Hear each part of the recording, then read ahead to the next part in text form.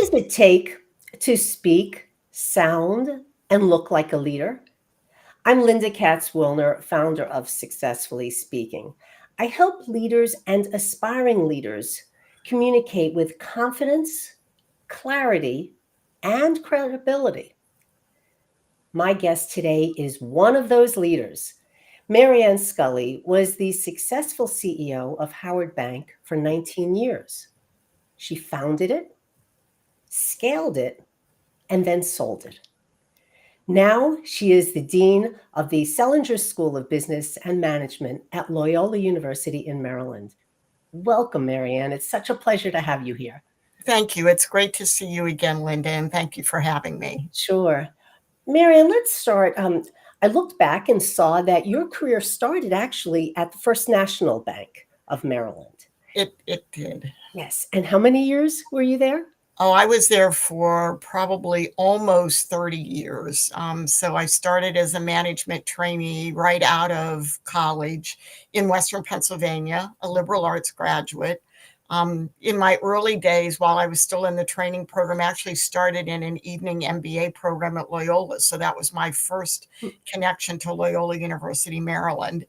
And I had a number of different functions at First National. First National in the early 2000s changed their name to All First as a result of an acquisition they made in another state. But I worked in corporate banking for many, many years, cash management, national lending. I worked in international banking, ended up running an international banking group, then worked in mergers and acquisition and strategic planning, which all of it was a huge assistance and preparation for Howard Bank. And then my last few years at the bank ran the community banking and the regional banking group. So all of our retail branches, our small business lenders, and our middle market relationship managers. That's quite a resume of experience. It was a wonderful experience. It was an opportunity to do a lot of different things, but in an environment where I knew a lot of the people. So the best of both worlds in many respects. And tell me, what leadership lessons can you share about this transition from working at a bank and then deciding to found your own bank and be the CEO, which is certainly a leadership position? It is. I think that somewhere early, but not at the very beginning of my days at First National and All First, I realized for a number of probably highly personal reasons that the most important thing that I could do in my career was to acknowledge that as a manager and a leader, I would have impact on others, and not just on my clients, although certainly it would include them, but on the people that worked for me and worked with me. And reprioritized probably in my early 30s that part of my personal responsibility as a personal mission. So leadership is, I believe, other focused. And I think that concept of leveraging the impact that you have to make a difference in other people's lives is one of the most valuable, but one of the most important parts of leadership. It's not about you. Then people refer to that as servant leadership. I think it's simply other focused leadership, focusing on those across the desk from you, those in the next office, and not primarily on yourself. And I have to say, I've met you in person several times and interviewed you virtually other times, but I must say that even meeting you, I picked up that you think everybody's important. They are. When you talk to them, you feel that. And I know, so you walk that talk, even when it's not necessarily a work situation, but just meeting people. And that to me makes a wonderful leader. Well, I hope so. That you don't think you're the most important person in the room necessarily. And let me talk about your executive experiences plus your business connections. How has that contributed to your role? Like, what made you decide to be the dean of a business school? Yes, well, it was not on my bucket list, I will tell you that. And as my colleagues at Loyola know, I had always intended when we decided to sell the bank that I would stay involved and stay engaged. I had, as one of my directors used to put it, a lot of gas left in the tank. And so I wanted to continue to contribute. But I thought that would be perhaps inclusive of part time teaching, Hmm. maybe being an executive in residence at a business school. But I thought it would also include board work and perhaps consulting work. I was not thinking about a full time administration job at a university. And someone approached me at the university, somebody in the middle layers of the university, and suggested that I look at it. And I'll be candid, the first couple of times, because it wasn't on my bucket list. And that's a learning lesson that you can't necessarily predict Hmm. the opportunities that will come up, and you should be open to those opportunities. But it was when I was contacted by the search firm, and that firm asked me whether I was interested in interviewing or not, to just think about what I could contribute to the school, to leverage on the many strengths that they had, but also to help to prepare them for a very, very different world, very different student base, very different employer demands, and so on. And after starting many, many years ago as a student at the school and getting my MBA there, I had stayed in touch. I had been on the Sellinger School Board of Sponsors for a period of time. I was on the Board of Trustees when I started interviewing. Obviously, initially stepped down and stayed down from that position to avoid any conflicts. But I think that the concept that I developed as I was answering that search firm's question, what would you do to leverage the strengths? What would you do to prepare? Was that I realized, probably first and foremost, I had been an employer, and our primary responsibility at a university is clearly to our students. I always tell people that's one of the great benefits of being the dean of a business school versus being the CEO of a bank, that I don't have to engage in obscure conversations about which stakeholder is most important. Is it our shareholders? Is it our customers? Is it our employees? Is it the community? There's a clear-cut answer at a university. It's all about the students. Hmm. And it's about preparing the students for a successful life. And at a Jesuit university, we take very seriously that doesn't just mean a good career, a career that hopefully can change the financial trajectory of somebody's lives, especially our first generation students, but that it also means preparing students to lead a life of impact, which obviously resonated with me based on what I just told you.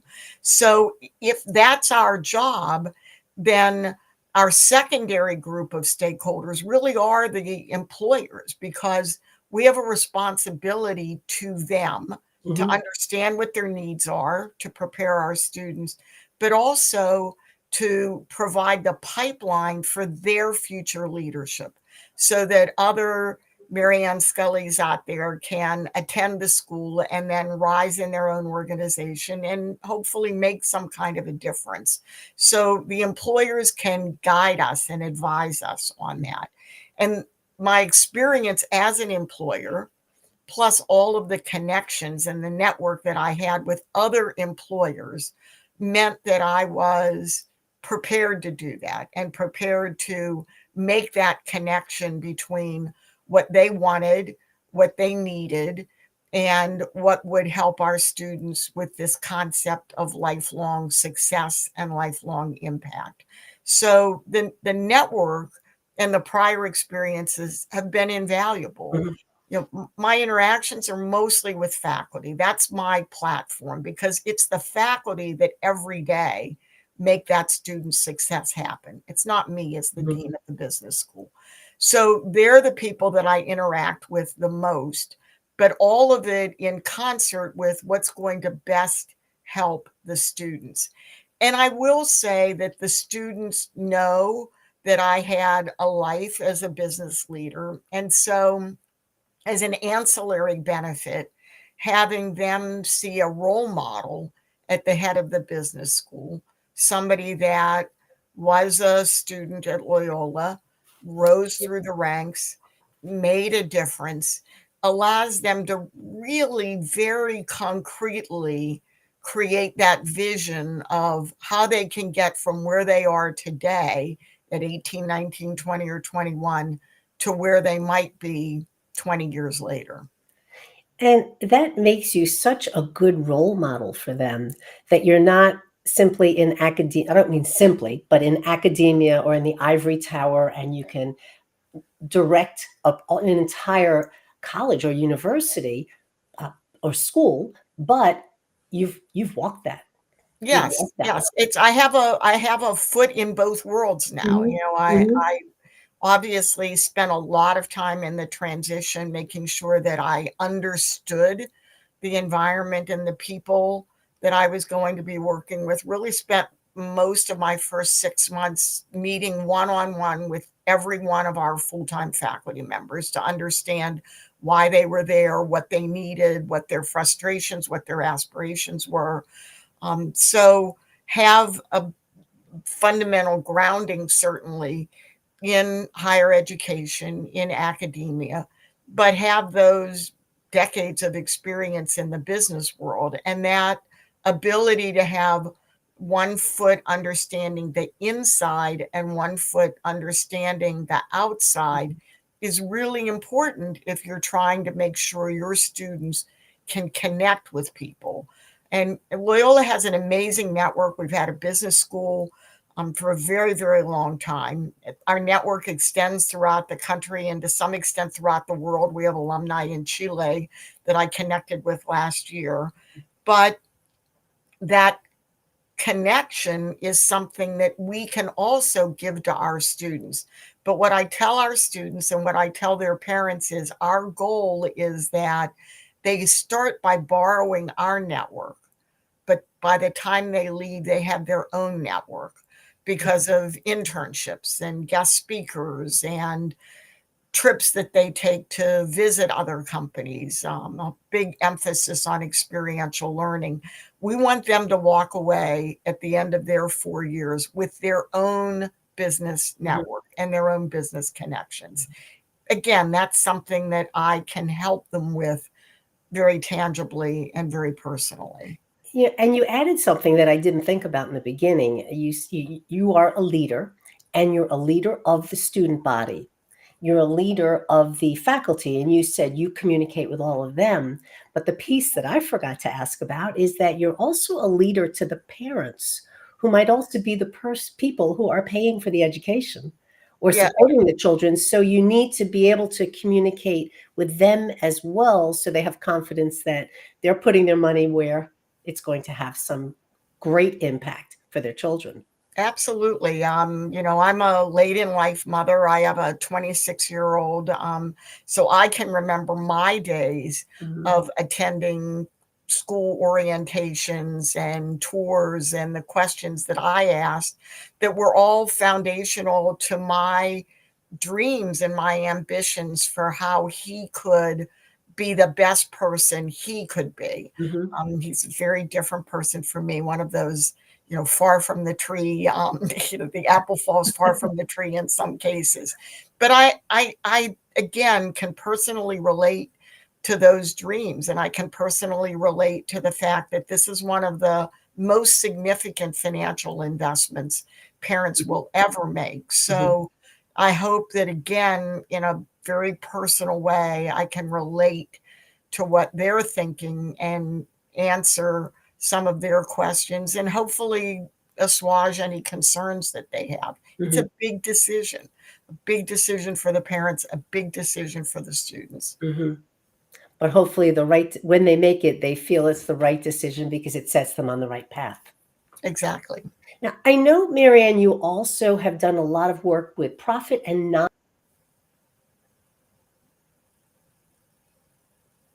nonprofit organizations in the Baltimore area. A bit about that? Sure. I've done a lot of board work, as you've noted. Some of it obviously at Howard Bank wasn't as an executive. I was an executive chairman. But a lot of it has been with other organizations. Starting back in the First National days, there was a deep commitment that that bank had to the community.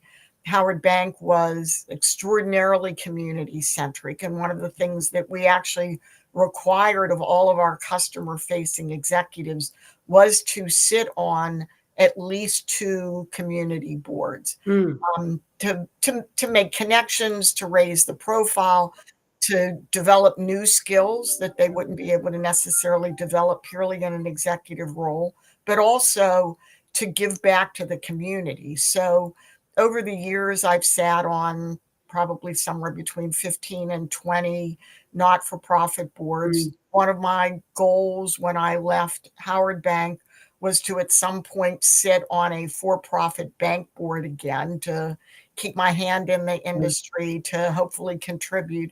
And I am on a Montgomery County headquartered bank, Capital Bank board.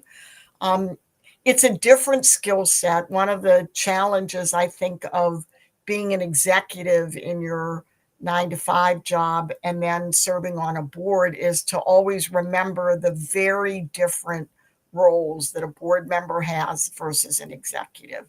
A board member has huge fiduciary responsibilities.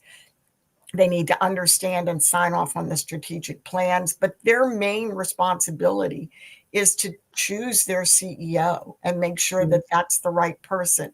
Their job isn't to manage the bank. And that's very true in not for profits as well. Your job is to choose the president or the executive director to advise, but not necessarily, unless it's a very, very, very small not for profit and you're asked to assist. Your job isn't to run that company, mm, it's to help with the governance of that company.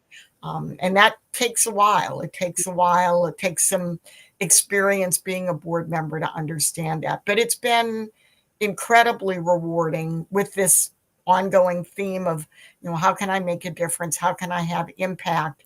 And that's a whole other way to do that, that's connected to other things that I've done, but is separate. It's not the mhm, same. mhm. But it seems like everything is weaving together, that you've done. It all comes together at this point in your career, Yeah, right? pretty intentionally, I would say. Uh-huh. Is, I'm a huge believer in leverage, and not just because I was a bank, but how do I leverage the competencies and the skills that I have? How do I leverage the experiences that I have? And so it does mean you ideally will be intentional about how you are weaving all these things Yeah. together. And that speaks to how, as a dean, you can lead other people to keep that in mind as well. One question I ask my guests, because I do talk all the time about how to speak, sound, and look like a leader. Miriam, what do you see as the primary essential skill that people would need to speak, sound, and look like a leader? So I think there's two words, Linda. I think it's perspective and passion. Hmm. I think perspective reflects the competency and the confidence that you need to bring to leadership, but it also reflects that other centeredness. So I think perspective is very, very important. And anything that you can bring passion to is likely to be more successful than if it's just an intellectual Mhm. exercise. So I think those are the two things that you don't necessarily hear about in those terms very often, but it's something that's guided me these last 20 years or so. And that's outstanding, Miriam, because I've asked this question and I've yet to have a repeated response. Everybody comes up with a different response. And I love, because that can add to what I do in helping leaders speak, sound, and look like leaders, that they need to have all of those skills. I'm asking one, but now I think I'll be telling my clients that they need 12 or 14 or however many interviews that I do have. Right, right.